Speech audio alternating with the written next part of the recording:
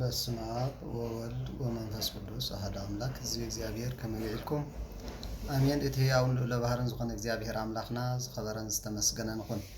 እንኳዕ ብድሓንን ብሰላምን ናብ ክብረ በዓል ቅዱስ ሚካኤል አብፅሐና።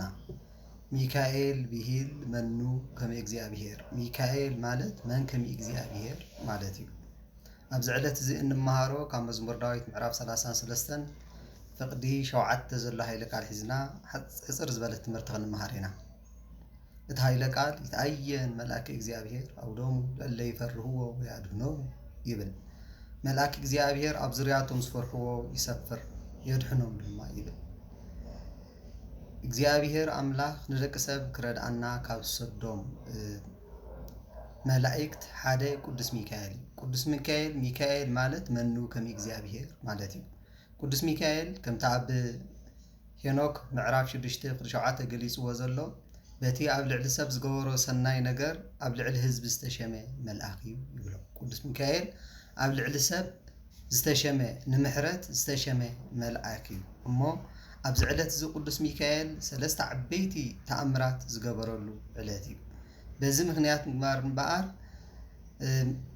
መልአክ እግዚአብሔር ኣብ ዙርያቶም ዝፈርሕዎ ይሰፍር የናግፎም ድማ ዝብል ክንመሃር ኢና። እወ መልአክ እግዚአብሔር ኣብ ዙርያቶም ዝፈርሕዎ ይሰፍር የናግፎ ካዩ። እዚ ግን ሕጂ ዝጀመረ ኣይኮነን። እንታይ ደኣ ካብ ጥንቲ ካብ ቀደም ዝነበረ እዩ።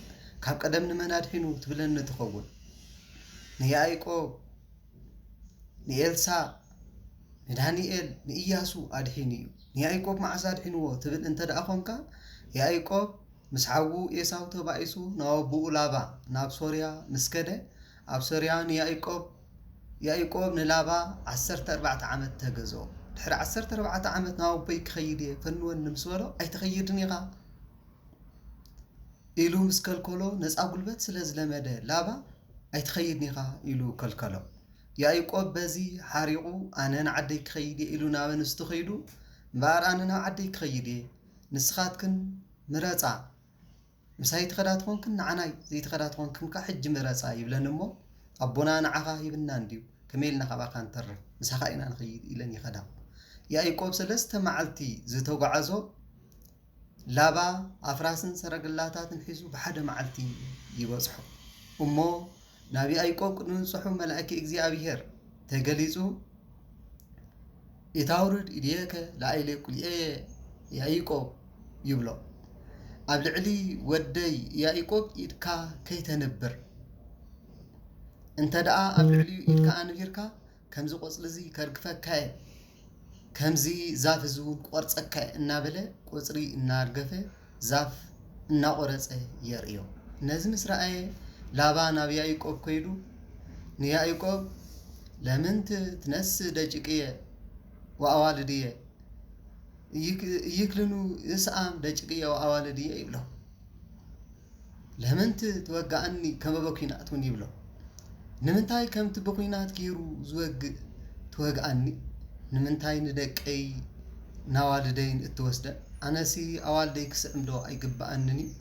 መልአክ እግዚአብሔር ሎሚ ለይቲ ንያዕቆብ ወደይ ኣብ ልዕሊኡ ኢድካ ከይተውርድ ኣብ ልዕሊኡ ኢድካ እንተ ደኣ ኣውሪድካ ከምዚ ቆፅሊ ከርግፈካ እየ ከምዚ ዛፍ እውን ቆርፀካ እየ ክብለኒ ሓዲሩ ይብሎ እሞ በዚ ተፃዊቶም ጥቦት ሓሪዶም ደም ያደርቅ ፅላኢ እሞ ፅልኢ ደም የንቅፅ እሞ በዚ ጥቦት ሓሪዶም ተመሓሒሎም ከዱ ይብል። መልአከ እግዚአብሔር ኣብ ዙርያ ዝፈርሕዎ ይሰፍር እዩ ዝብሎ ዘሎ እምበኣር ኣብ ዙርያ ያዕቆብ መልአክ እግዚአብሔር ስለ ዝሰፈረ ላባ ነቲ ክማዓቶ እወ ኣዋልደይ ወሲድለ ኢሉ ከጥፍኦ ዝመፀ መልአከ እግዚአብሔር ኣድሓኖ። ሎሚ እውን መልአክ እግዚአብሔር ንዓና ከድሕነና ይከኣል እዩ። ከመይ መላእክት ነቶም ክድሕኑ ዘለዎም ክሕግዙ ካብ እግዚአብሔር ዝለኣኹ ረቂቃን መናፍስቲ እዮም ክብል ሃዋርያ ቅዱስ ጳውሎስ ኣብ ዕብራውያን ምዕራፍ 1 ፍቅዲ 14 ገሊፅዎ ከም ዘሎ ንዓና ክሕግዙ ንዓና ክረዱ ካብ እግዚአብሔር ዝለኣኹ ረቂቃን እዮም እሞ መላእክት ከድሕኑና ይከኣሎም እዩ።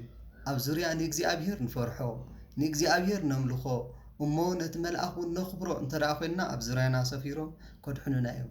ይትአየን መልአከ እግዚአብሔር አውዶሙ ለእለ ይፈርህዎ ወያድኅኖሙ ዝብሎ ዘሎ እምበኣር ነዚ ንኤልሳዕ እውን ኣድሒንዎ እዩ ማዓሳ ኣድሒንዎ ትብለኒ እንተኾንካ ኤልሳዕ ራምያት ኣብ ትበሃል ኣብ መንጎ ሰማርያን ኣብ መንጎ ሶርያን እትርከብ ሓንቲ መሬት ነበረት ናይ ሶርያ ንጉስ እንተበርቲዑ ነታ መሬት ይገዝኣ ናይ ሰማርያ ንጉስ እንተበርቲዑ ከዓ ነታ መሬት ይገዝኣ ነበረ እሞ ናይ ሶርያ ንጉስ ወልዳ ኣዴር ይብሎ ሎሚ ነዛ መሬት እዚኣ ብክንክልላ ኢና ይብሎም ከምዚ ኢሉ ምስ መማኽርቱ ምስ ተማኸረ እቲ ኣብ እግዚኣብሔር ዝነበረ ናይ እግዚኣብሔር ሰብ ኤልሳዕ ንንጉስ እስራኤል ንኢዮአራም ይነግሮ ወልዳ ኣዴር ንጉስ ሶርያ ነዛ መሬት ክሓፅራ ይደልሎ እሞ ከይቀደመካ ከሎ ቀዲም ካሕፀራ ዝብል መልእኽቲ ይሰደሉ ከምዚ ምስ በሎ ኢዮአራም ተቐላጢፉ ነታ መሬት ይሓፅራ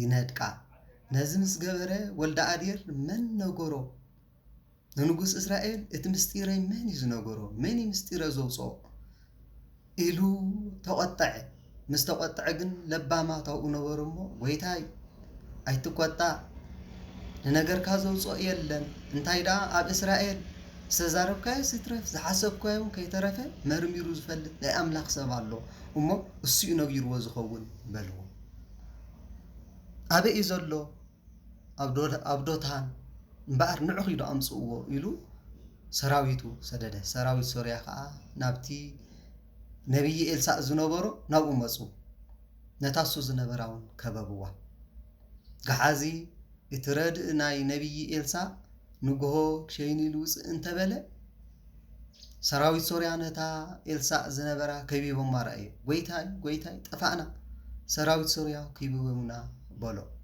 ኤልሳዕ ግን ነዚ ከም ዝኸውን ፈሊጡ ሙሉእ ለይቲ ክፀሊ ሓደረ ይብል ሰራዊት ሶርያ ይመፁ ከም ዘለዉ ስለ ዝፈለጠ እግዚኣብሔር ስለ ዝገለፀሉ ሙሉእ ለይቲ ክፅሊ ሓደረ ፀላኢኻ ኣብ መንገዲ ከሎ ፍለጦ ዝበሃል ነዚ እምበኣር ፀላኢና ኣብ መንገዲ ከሎ ክንፈልጦ እሞ ንሕና ከዓ ብፀሎት ተጊህና ብፀሎት ቆይምና ኣብ ቅድሚ እግዚኣብሔር ክንፀንዕ ከም ዝግባአና እዚ እንተደኣ ጌርና መልኣክ እግዚኣብሔር ኣብ ዙርያና ስለ ዝሰፍር ከም ዘድሕነና እንመሃረሉ እዩ እዚ ዕለት እዚ ከምዚ ምስ ገበረ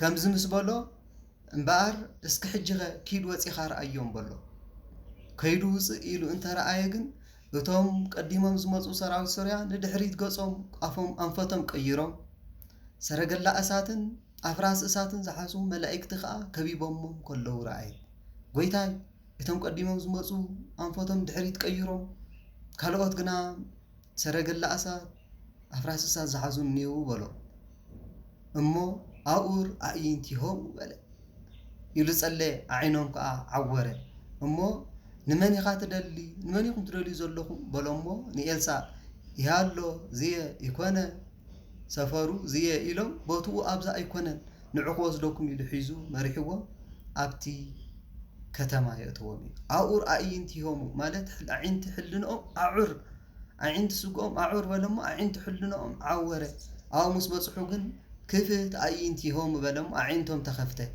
ርእይ እንተበሉ ኣብ ከተማ እስራኤል በፂሖም ሰንበዱ ነቢይ ኤልሳዕ ንኢዮአራም እነውልካ ሰራዊት ሶርያ ኣምፅኦም ሃበን ንቆትሎም በሎ ኣይፋሉን ብፈረስካ ባዕልካ ዝመራካዮም ቅተል እምበር እዚኦም ናይ እግዚኣብሔር እዮም ናብ እግዚኣብሔር ደኣ ብነፃ ደኣ ስደዶም ኣብ ላዕዮም ኣስትዮሞ ብነፃ ስደዶም በሎ እሞ መልኣክ እግዚኣብሔር ኣብ ዙርያ ዝፈርሕዎ ይሰፍር እዩ የናግፎም ከዓ መልኣክ እግዚኣብሔር ኣብ ዙርያና ሰፊሩ ከናግፈና ቅዱስ ሚካኤል ከምቲ ዳንኤል ዝበሎ እቲ ዝሕግዘንን ዝረድኣንን ቅዱስ ሚካኤል እዩ ብጀካ ሚካኤል ዝረድአንን ዝሕግዘንን የብለይን ይብል ኣብ ዳንኤል ምዕራፍ 10 ፍቕዲ 21 ሚካኤል ቅዱስ ሚካኤል ርህሩህ መልኣኽ ናይ ምሕረት መልኣኽ እሞ ክረድኣና ክሕግዘና ኣብቲ ንደልዮ ከብፅሓና ቅዱስ ፈቃዱ ይኹን ቅዱስ ሚካኤል መልኣከ ምሕረት ቅዱስ ሚካኤል